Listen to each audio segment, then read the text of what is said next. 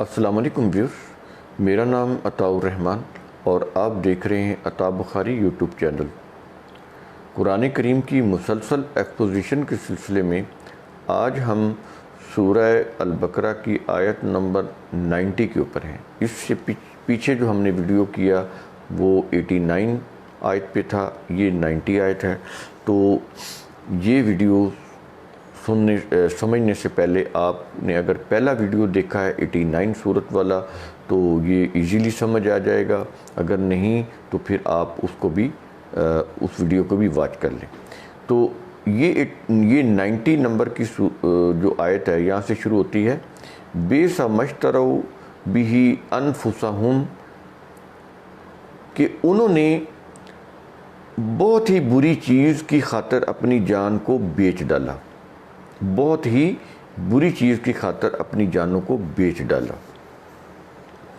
یا کتنا برا سودا تھا اپنی جانوں کے بدلے انہوں نے کیا۔ یہ قرآن کریم کہہ رہا ہے۔ کیا تھا وہ؟ کہتا ہے کہ آگے اس کی تفصیل بتا رہا ہے، اَن یکفروا بما انزل اللہ، انہوں نے انکار کیا، کفر کیا، بما انزل اللہ، جو اللہ نے نازل کیا اس سے وہ انہوں نے کفر کیا۔ اور آگے وجہ بتا رہا ہے کہ کفر کیوں کیا۔ کہتا ہے، ایک ہی لفظ کہتا ہے، بغین، بغین۔ تو یہ بغین کیا ہوتا ہے؟ طغیانی، اسی سے لفظ طغیانی ہے۔ وہ نہر میں پانی بہہ رہا ہوتا ہے نا، دریا میں دو کناروں میں، تو اگر وہ باہر نکل آئے تو تباہی پھیلاتا ہے، تو آپ کہتے ہیں طغیانی آ گئی پانی میں، اس سے تو پھر مکان، فصلیں سب تباہ ہو جاتی ہیں۔ تو اسی کا ایک معنی جو ہوتا ہے ضد بھی ہوتا ہے، ضد۔ اس طغیانی میں تو پھر ضد ہوتی ہے نا، جب انسان طغیانی پہ آتا ہے، سرکشی، بغاوت، بغاوت بھی اسی سے ہے۔ یہ بغین سے بغاوت ہے، بغین سے طغیانی ہے۔ اب یہ دیکھیں کتنے سمپل ورڈ ہیں قرآن کریم کے، اس کو سمجھنا کتنا آسان ہے اگر اس کے اوپر غور کیا جائے۔ تو کہتا ہے کہ کتنا برا سودا کیا انہوں نے اپنی جانوں کے بدلے میں، اور کیوں کیا، کس طرح کیا۔ کہتا ہے کہ ان یکفروا بما انزل اللہ، کہ اللہ کی نازل کی ہوئی، جو اللہ نے نازل کیا اس کا انہوں نے انکار کیا۔ وہ انکار کیوں کیا؟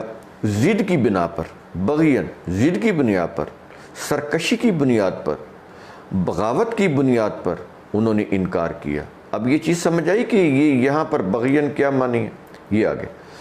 اور یہ بغاوت کس معاملے پر کی تھی انہوں نے؟ کیا ضد تھی ان کو؟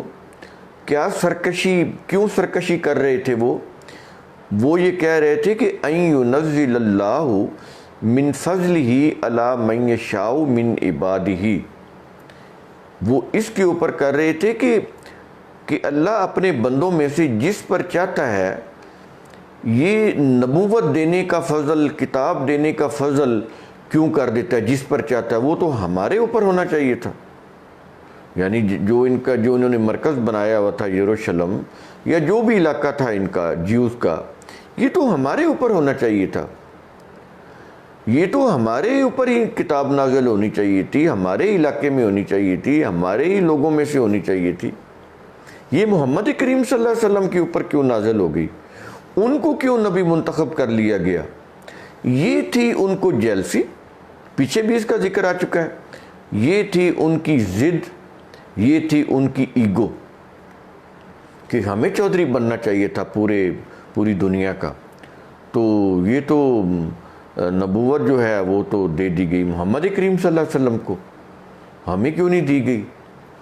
اس ضد کی بنیاد پر وہ کہہ رہے تھے یہ چیز، اس لیے وہ سرکشی کر رہے تھے، اس لیے وہ قرآن کریم کو باوجود اس کے کہ دعائیں مانگ رہے تھے کہ وہ آتا ہے تو ہم فتح یاب ہوں گے، دعائیں کر رہے تھے کہ وہ آ جائے، ہم اس کے اوپر ایمان لائیں گے، لیکن جو ہی آیا انہوں نے پہچاننے کے باوجود بھی قرآن کا انکار کر دیا، نبی کریم صلی اللہ علیہ وسلم کو نبی ماننے سے انکار کر دیا، کتاب کا انکار کر دیا، ضد میں آ گئے۔ یہ تھی یہ چیز جو یہاں پر بھی بتائی جا رہی ہے کہ اللہ کا جو فضل ہے اس کے بندوں میں سے جس پر ہی وہ کرنا چاہتا ہے ہو جاتا ہے، تو ایسا ہی کیوں ہے؟ ہمارے اوپر کیوں نہیں ہوا یہ فضل؟ یہ آخری نبی، یہ آخری کتاب ہمارے ہاں کیوں نہیں آئی؟ تو وہ اس چیز کو سمجھنے کے لیے تیار نہیں تھے کہ یہ جو نبوت ہے، نبی کریم صلی اللہ علیہ وسلم کی آخری نبوت اور ان کے اوپر نازل ہونے والا قرآن، یہ تو عالمگیر ہے، یہ تو قیامت تک کے انسانوں کے لیے ہے، یہ تو کسی خاص علاقے کے لیے محدود نہیں ہے، یہ تو کسی خاص زمانے کے لیے محدود نہیں ہے، یہ تو کسی خاص رنگ، نسل یا قوم کے لیے محدود نہیں ہے، یہ تو یونیورسل ہے۔ تو یہ چیز سمجھنے کی بجائے وہ اس چیز کے اوپر ضد کر رہے تھے کہ ہمارے میں سے کیوں نہیں ہوا کوئی نبی، اس کے اوپر کیوں نہیں کوئی کتاب آ گئی، ہم کیوں نہ چودھری بن گئے، ہم کیوں نہ بنے۔ تو یہ چیز اس ضد کی بنا پر انہوں نے انکار کیا۔ اور آگے قرآن کیا کہہ رہا ہے؟ فَبَاءُوا بِغَضَبٍ عَلَىٰ غَضَبٍ، کہتا ہے کہ پس غضب پر غضب میں آ گئے، یعنی ان کے اوپر غضب پہ غضب چھانے لگ گیا۔ یوں کہہ لیں کہ یعنی وہ بل کھانے لگے کہ کیوں یہ کتاب محمد کریم صلی اللہ علیہ وسلم کے اوپر آ گئی، کیوں ان کو نبی بنایا گیا، ہم کیوں مانیں ان کو۔ تو یہ ہے فَبَاءُوا بِغَضَبٍ عَلَىٰ غَضَبٍ۔ اور آگے پھر قرآن کریم کیا کہہ رہا ہے؟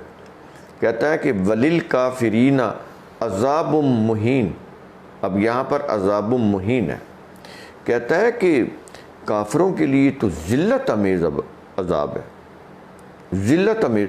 یہ عذاب مہین کہتے ہیں ذلت امیز عذاب، ذلت امیز تباہی، جس میں ذلت اور رسوائی ہو جاتی ہے۔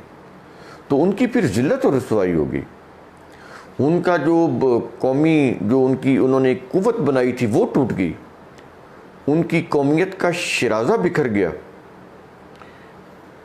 در بدر ہو گئے، اور ان کی کوئی ملی قوت نہ رہی، ان کا کوئی مرکز قائم نہ ہوا، اس طرح سے وہ منتشر ہو گئے، بکھر گئے۔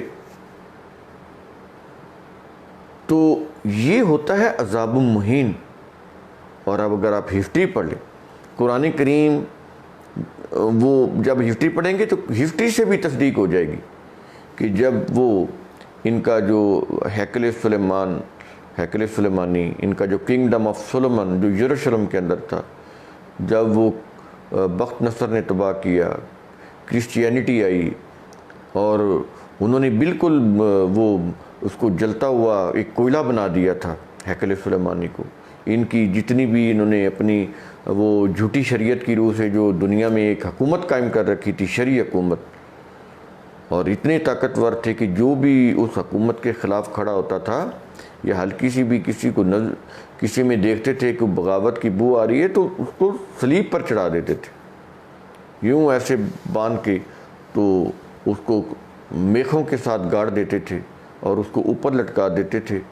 جو بھی ان کی شریعت کی خلاف ورزی کرتا تھا اس کا پھر بلڈ جو تھا وہ رستا رہتا تھا، وہ ایستا ایستا سسک کر مر جاتا تھا، سولی کی حالت۔ یہ عبرتناک انجام کرتے تھے اپنی شریعت کے مخالفین کا، یہ حشر کیا ہوا تھا۔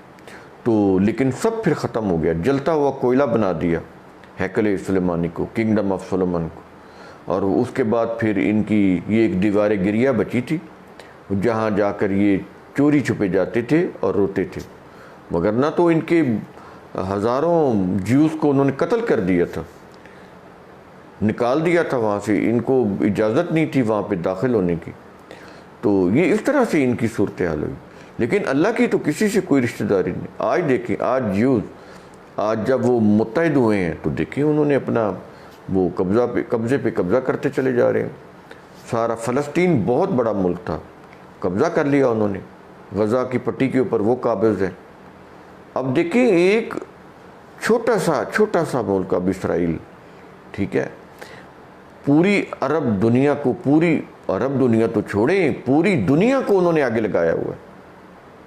تو اس لیے میں کہتا ہوں اللہ کی کسی سے کوئی رشتہ داری نہیں ہے۔ جب انہوں نے عقل و فکر کی روح سے اپنے آپ کو جب انہوں نے درست کیا تو ٹھیک ہے وہ قرآن کے اوپر نہیں ہے، لیکن اس دنیا کے اندر جو فزیکل لاز ہیں اس کو سمجھ کر سائنس ٹیکنالوجی کے علم کی روح سے پوری دنیا کے اوپر وہ رولنگ کر رہے ہیں، پوری دنیا کے اوپر۔ امریکہ جیسا ملک بھی ان کے آگے پر نہیں مار سکتا، ساری ان کے پاس جو ٹیکنالوجی ہے ساری ان کے پاس ہے۔ وہ تو اتنے ایڈوانس ہو گئے ہیں کہ وہ تو مینوفیکچرنگ میں بھی دلچسپی نہیں رکھتے۔ کمپیوٹر میں اصل جو چیز ہوتی ہے نا، وہ پیکیجز ہوتے ہیں، وہ سافٹ ویئر ہوتے ہیں جو اپلوڈ جو کمپیوٹر میں ہم انسٹال کر کے کمپیوٹر کو چلاتے ہیں، جیسے مائکروسافٹ ورڈ ہے، میں ایسے ایک مثال دے، کورل ڈرا ہے، تو یہ وہ سافٹ ویئرز ہوتے ہیں، وہ سافٹ ویئر بناتے ہیں، مینوفیکچرنگ میں تو جاتے ہی نہیں، ان کو ضرورت ہی نہیں ہے، وہ تو کہیں سے کسی ملک سے بھی وہ بنوا لیتے ہیں، لیکن اس کی جو اصل روح ہے وہ ہے سافٹ ویئر، پیکیجز، وہ ٹیکنالوجی جس کی روح سے کمپیوٹر کام کرتا ہے، وہ ان کے پاس، وہ ہوائی جہاز کی ٹیکنالوجی ہو، وہ آبدوزوں کی ہو، وہ میزائلز کی ہو، کوئی بھی انٹرنیٹ کی ٹیکنالوجی ہو، سب انہوں نے اپنے ہاتھ میں رکھی ہوئی ہے، پوری دنیا کو اپنا سلیب بنایا۔ ایگریکلچر میں وہ اپنا سلیب بنائے جا رہے ہیں دنیا کو۔ کیا چیز ہے یہ؟ اگر یہ مسلمانوں نے ہوش کے ناخن نہ لیے تو یہ تو بالکل سلیب ہو جائیں گے ان کے، وہ ان کے ماسٹر بن جائیں گے۔ اب بھی ہیں، اب بھی اگر وہ ایک انٹرنیٹ بند کر دیں، آپ ایک چیک کیش نہیں کرا سکتے بینک سے، کیا چیز ہے؟ اے ٹی ایم یوز نہیں کر سکتے، اس انٹرنیٹ وہ کہاں سے آ رہا ہے؟ وہیں سے آ رہا ہے۔ تو یہ چیزیں اس طرح سے ہیں۔ تو لیکن اس وقت کیا ہوا؟ قرآن کریم بتا رہا ہے کہ جو قوم بھی عقل و فکر سے کام نہیں لیتی تباہ ہو جاتی ہے۔ تو یہ چیز ہوتی ہے، عذاب مہین کی بات کی ہے کہ ذلت امیز رسوائی۔ تو یہ ذلت امیز رسوائی جیوز نے کاٹی، یہ تو اب جا کے ہوا ہے 1964 میں، جب انہوں نے اسرائیل کے اوپر جب اسرائیل بنایا، انہوں نے یہ فلسطین پہ قبضہ کیا ہے، قوت حاصل کر لی انہوں نے۔ تو اس سے پہلے تو یہ وانڈنگ جیوز تھے، جو ورلڈ وار ہے اس کے اندر لاکھوں جیوز کو گیس پائپ لائن میں اڑا دیا گیا، قتل کر دیا گیا۔ تو یہ اس طرح سے ان کی ہسٹری ہے، بڑی ہی عبرت ناک، لیکن انہوں نے ہمت نہیں ہاری، وہ سٹرگل کرتے رہے۔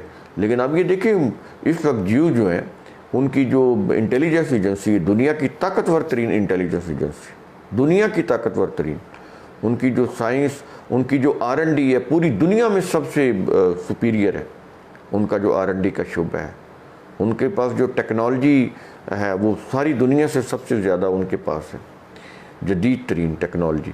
تو یہ چیزیں ہوتی ہیں کہ جو قوم بھی اللہ کے ضابطوں کا، وہ چاہے قرآن کے ضابطے ہوں یا اللہ کے فزیکل لاز ہوں جو کائنات میں سرگرم عمل ہے، جس کی روح سے یہ سارا کائنات کا نظام چل رہا ہے، یہ بھی تو اللہ کے قوانین کی روح سے، تو ان کا جو قوم بھی انکار کرتی ہے وہ قوم تباہ ہو جاتی ہے۔